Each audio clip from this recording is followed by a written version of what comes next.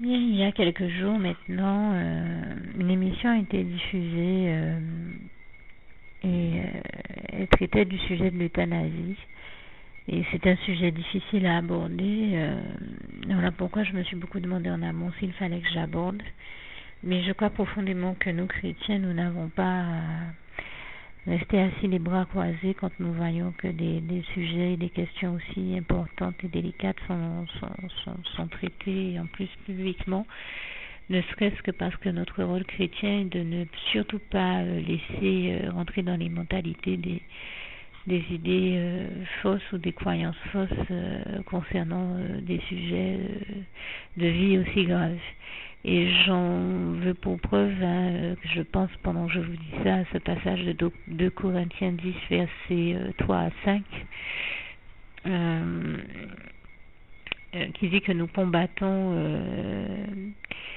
toutes les pensées erronées, en quelque part, je le dis avec mes mots, qui s'élèvent contre la connaissance de Christ et donc de Dieu. Et en l'occurrence, il s'est quand même dit dans ce reportage des choses suffisamment graves pour qu'elles aient amené d'autres chrétiens, tout comme moi, à réagir sur Internet, sur la question, sur Facebook en tout cas, j'en ai vu s'insurger contre un certain nombre d'idées préconçues qui ont été diffusées. Et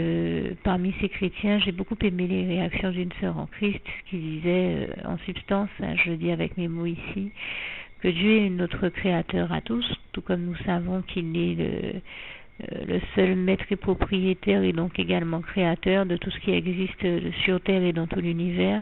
ainsi que de tout ce qui s'y meut, et toute la gloire en revient l'Éternel, notre merveilleux Dieu d'amour, le seul Dieu vivant, tout-puissant et 3 fois saint,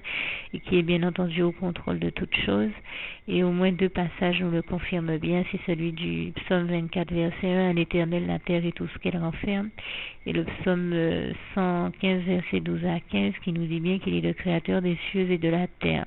et donc de tout ce qui existe également, de tout ce qui existe dans tout l'univers, tout comme je le disais tout à l'heure, il est au contrôle de tout ce qui existe également. Et j'ai aimé donc le propos de cette sœur qui disait que si Dieu est notre créateur, il a aussi défini un moment, un jour, une heure, une seconde pour nous amener à l'existence et nous faire naître.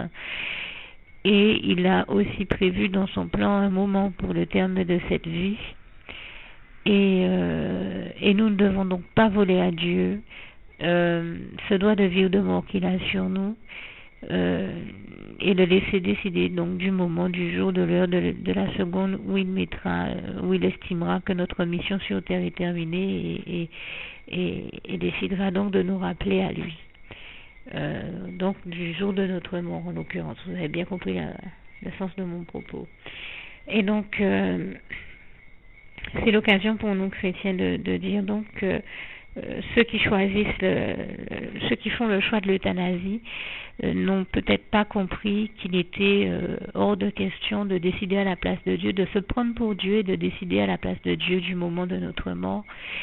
Et n'ont surtout pas compris que en faisant ainsi, ils sont en train de ravir à Dieu ce droit, son autorité sur eux et sur leur vie. Et ça revient en substance d'ailleurs, et beaucoup de personnes appellent l'euthanasie ainsi,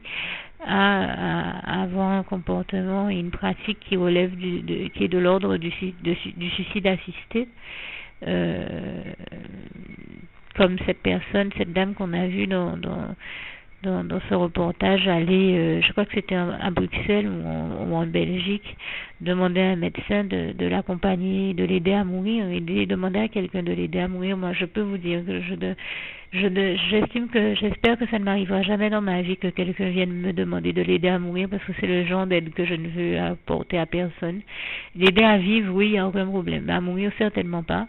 Et je dis aider à vivre dans le sens où nous savons que, comme il est écrit en Jean 10, verset 10, Jésus-Christ est venu nous apporter la vie et la vie en abondance. Donc, en tant que chrétiens, nous sommes dans une dynamique de vie, jamais dans une dynamique de mort. Et nous disons oui et nous défendons la vie et tous les bons principes de vie, toutes les bonnes valeurs de la vie qui nous viennent de Dieu, Jésus-Christ et de son Saint-Esprit, puisqu'il nous les a enseignées et transmises, telles que c'est une chose que j'ai l'habitude de dire, servir Dieu, c'est servir à la cause du bien, de la joie, de la paix, de l'amour, de la paix du Christ, de la justice de Dieu et de toutes les autres bonnes notions et valeurs que nous connaissons de la vie. Donc nous ne sommes pas là pour défendre la mort, mais pour défendre la vie. Et en l'occurrence, eh bien, nous trouvons déplorable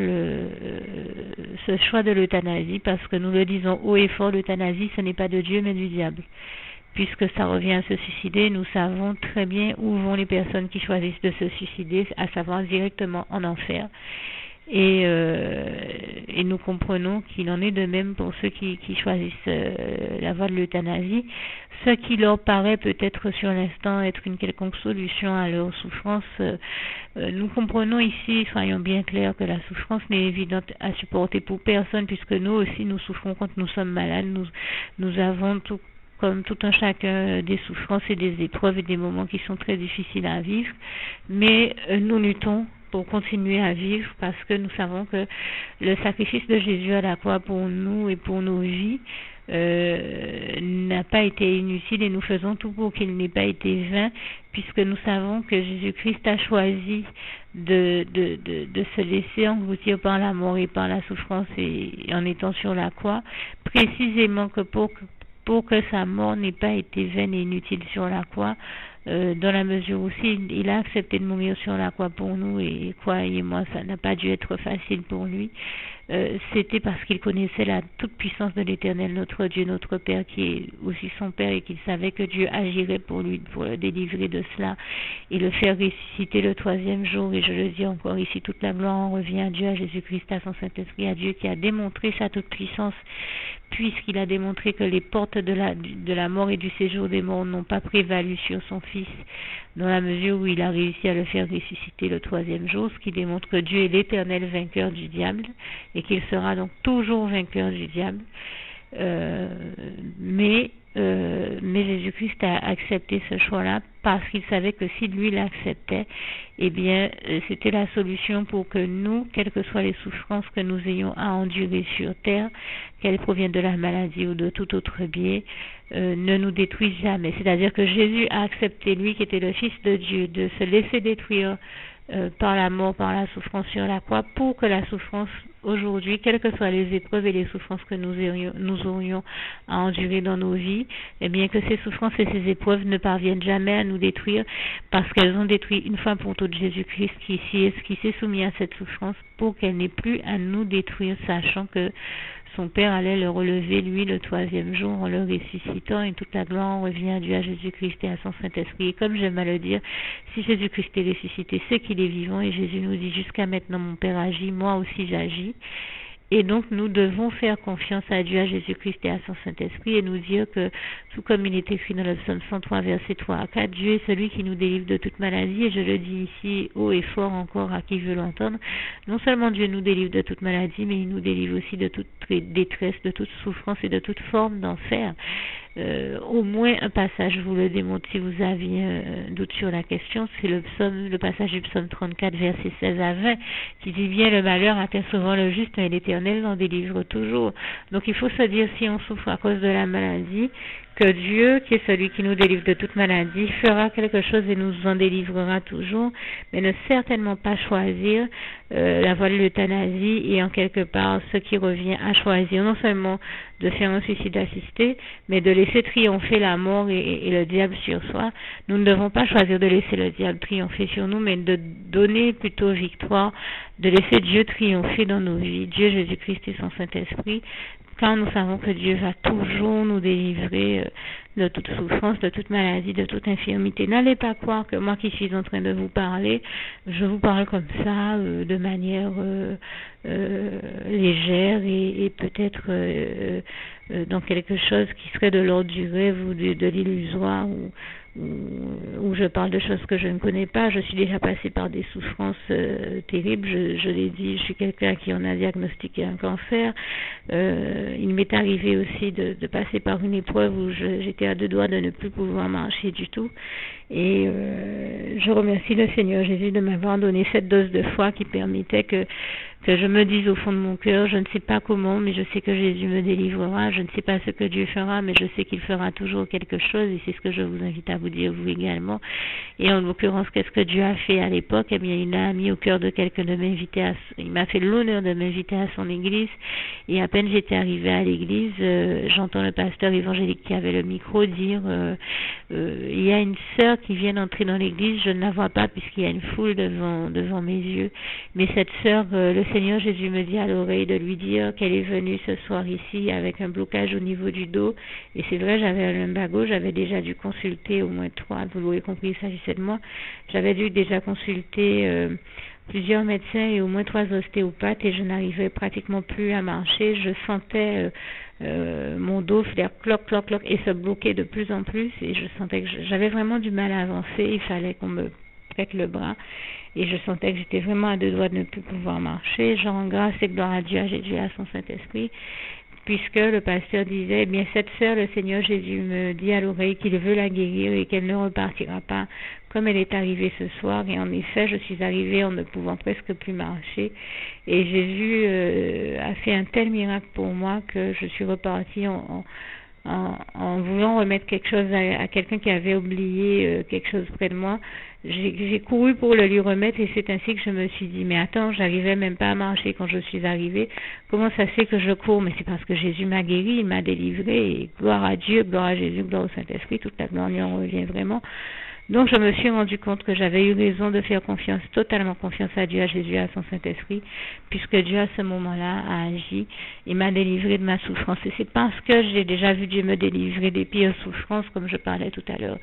de cancer, de ce genre de souffrance extrême, que je peux vous témoigner, et je vous l'ai dit, même au moment où je vous parle, j'ai encore un autre problème de santé, mais je m'attends à Dieu, j'ai choisi, et je vous invite à continuer à choisir, tout comme je le fais, de vous dire que même si vous ne savez ni comment ni pourquoi, vous savez que Dieu agira toujours en votre faveur et vous délivrera toujours. Donc c'est une manière de vous inviter à choisir la vie plutôt que la mort, et Dieu nous le dit dans l'un des passages de sa parole en Deutéronome, voici je mis devant toi la vie et je mets devant toi la mort,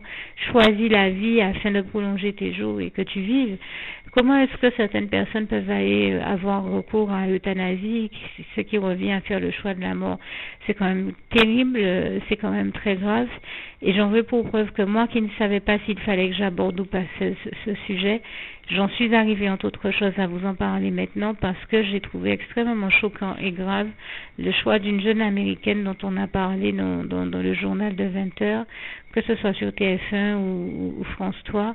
cette jeune américaine, après s'être récemment mariée, a appris qu'elle avait un cancer et a choisi d'avoir recours à l'euthanasie quelques jours seulement après son mariage, au lieu de garder espoir et de se dire que Dieu allait la délivrer, mais qu'il était tout de même hors de question qu'elle choisisse d'avoir recours à l'euthanasie, alors même qu'elle venait de se marier. Je me dis, son choix est terrible. C'est comme si vous me disiez que Dieu vous bénit en vous permettant de vous marier et que derrière vous choisissez d'aller mourir. Ça rime à rien. Je veux dire, il faut avoir un minimum de bon sens et de logique. Alors, bon, je vais être claire, j'ai pris ce reportage en cours, donc je n'ai pas tous les détails qui relèvent de son cas. Je ne sais pas si c'est juste une annonce qu'elle a reçue ou si c'est juste un effet d'annonce qu'elle a subi de la part du diable et des ténèbres, puisque le diable et les ténèbres s'amusent, et je vous en ai déjà témoigné à plusieurs reprises, très régulièrement, à faire des effets d'annonce comme ça aux gens pour les inquiéter, leur faire peur et les amener au pire comportement. Et je vous ai donné l'exemple d'une sœur en Christ à qui le diable avait annoncé dans la bouche, à travers la bouche de médecin, que le bébé dont elle était enceinte n'allait pas pouvoir naître, qu'il avait une quelconque malformation, et qu'il s'agissait pour elle d'avorter tout de suite, puisque bien sûr, comme il nous est dit en Jean 10, verset 10, le diable est celui qui vient pour tuer, détruire, égorger et voler, et etc., etc. Je vous invite à lire ce passage de Jean 10, verset 10. Et donc, il ne supporte pas la femme, et encore moins sa femme enceinte, puisqu'il se dit qu'elle est celle que Dieu a choisie pour apporter la vie sur terre. Et il fait toujours tout, donc pour qu'il y ait moins de naissance sur terre, et même quand une femme est déjà enceinte, il regarde comment il peut faire pour la détruire et pour détruire son bébé, donc l'amener à l'avortement. Et ben la preuve, c'est ce qu'il a essayé de faire avec cette sœur. Mais en réalité, la preuve que c'était bien le diable qui utilisait ce médecin et qui parlait dans sa bouche, c'est que cette femme, au jour d'aujourd'hui, pendant qu'on se parlait et qu'elle me donnait ce témoignage, le bébé en question, qui soi-disant n'allait pas pouvoir en être et qui avait soi-disant une malformation, il était en train de courir autour de nous avec d'autres enfants. Il courait dans l'église et il s'amusait avec les instruments de musique à l'église. C'est vous dire comment il allait mal et qu'il avait une quelconque malformation. C'est un enfant plein de santé, qui courait dans tous les sens et qui était plein de gaieté et de joie de vivre, et toute la gloire revient à Dieu, à Jésus, à son Saint-Esprit. Et elle me disait qu'à l'époque, quand on lui a fait cette annonce, elle n'a pas tout de suite analysé que c'était le diable qui jouait à lui faire peur et qui essayait de la forcer à avorter. Elle s'est plutôt dit, je suis chrétienne, je crois en Dieu et je préfère croire que Dieu fera quelque chose pour moi, plutôt que d'avoir recours à l'avortement, parce que je sais que l'avortement, ce n'est pas de Dieu. Et vous voyez comment le diable essaie chaque fois de pousser les gens à choisir la voie de la mort, tout comme celle de l'euthanasie, pour l'euthanasie c'est le cas, ou encore l'avortement. Ce sont des pratiques que nous savons ne pas être de Dieu et auxquelles je vous invite en aucun cas à n'avoir à recourir. Ne recourez jamais à ces pratiques-là au nom puissant de Jésus, puisque nous comprenons et nous savons qu'elles ne sont pas de Dieu.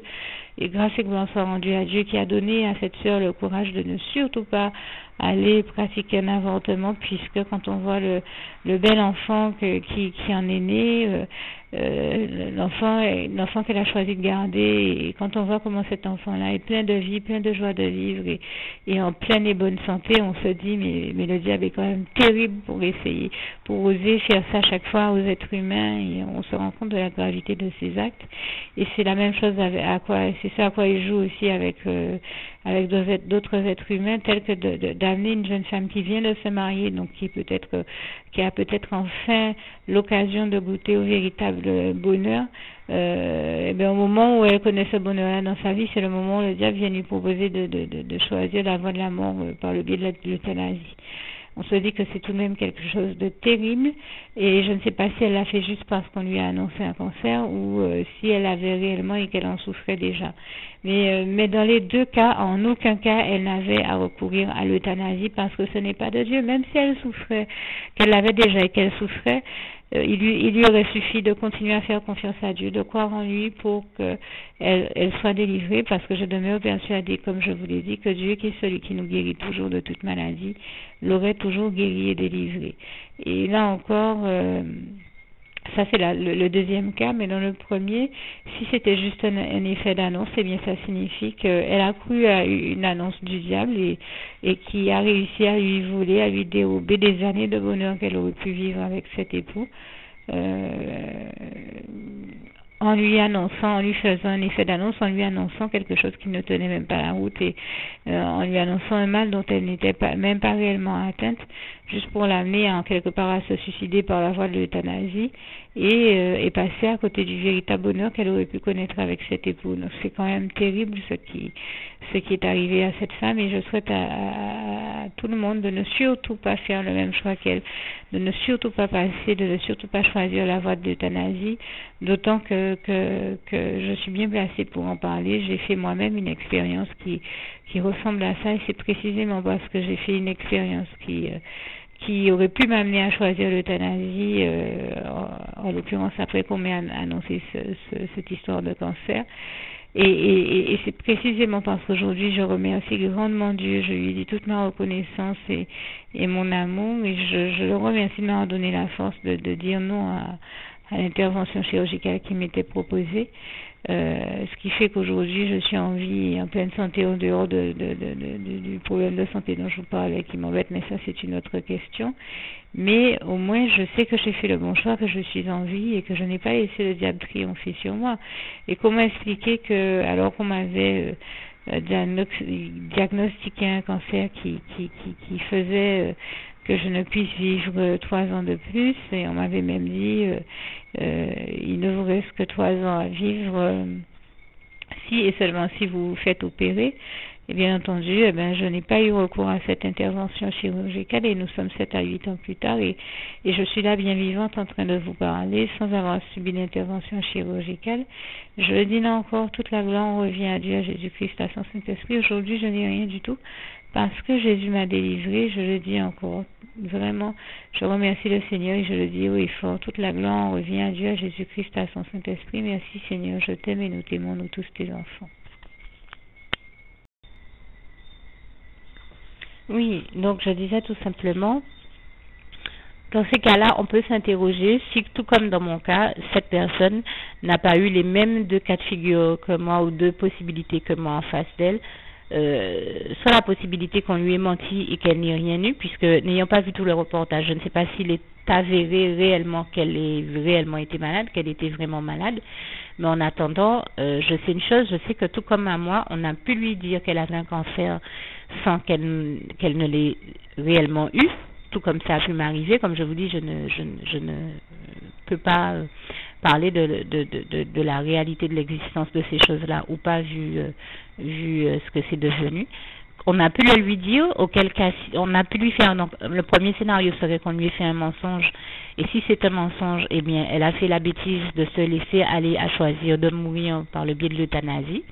et elle qui venait de se marier, elle est passée à côté de son bonheur.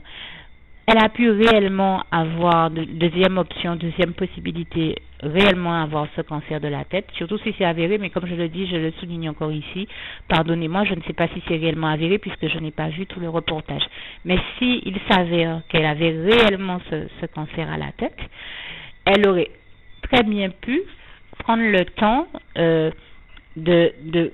continuer à vivre et d'avoir la patience de regarder ce que Dieu allait faire pour elle et comment Dieu pourrait la guérir. Il existe des milliers de témoignages et le mien vient se rajouter à tous ces témoignages de guérison, de cancer par Dieu, de guérison miraculeuse. Donc Dieu l'avait bénie en permettant qu'elle se marie. Dieu l'aurait certainement guéri s'il avait prévu ça et souhaité dans son plan divin parfait pour sa vie.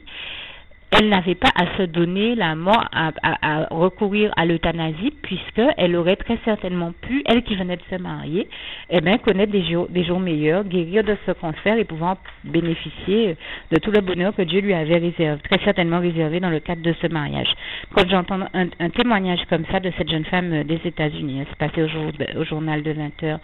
et sur TF1 et sur France 3, je me dis, mais quel gâchis, cette femme est peut-être passée à côté du bonheur de sa vie, juste pour avoir eu recours à l'euthanasie. Voilà un témoignage de plus qui nous encourage à ne surtout pas recourir à cette solution. J'espère que vous aurez compris que c'est ici le sens de mon encouragement. Que Dieu vous garde et vous bénisse. À bientôt. Alors, vous l'aurez très certainement compris. Je me suis malheureusement mal exprimée. J'ai dit à la fin de mon propos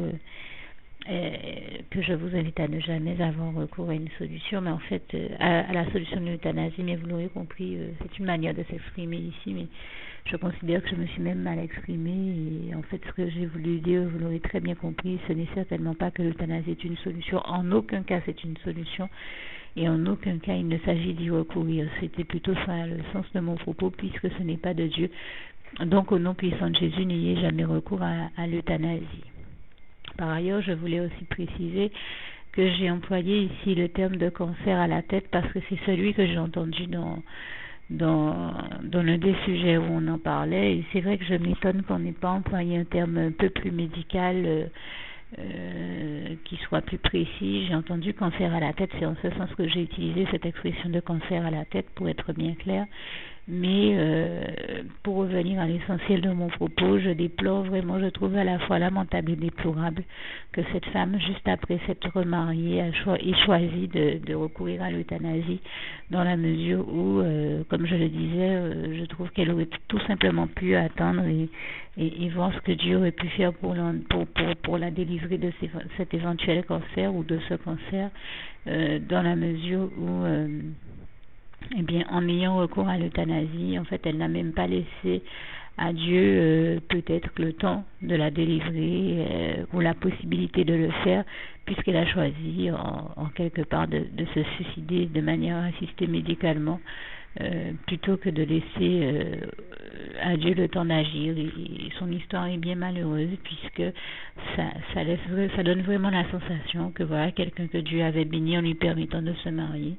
Et à qui Dieu offrait une occasion de découvrir le bonheur et qui a choisi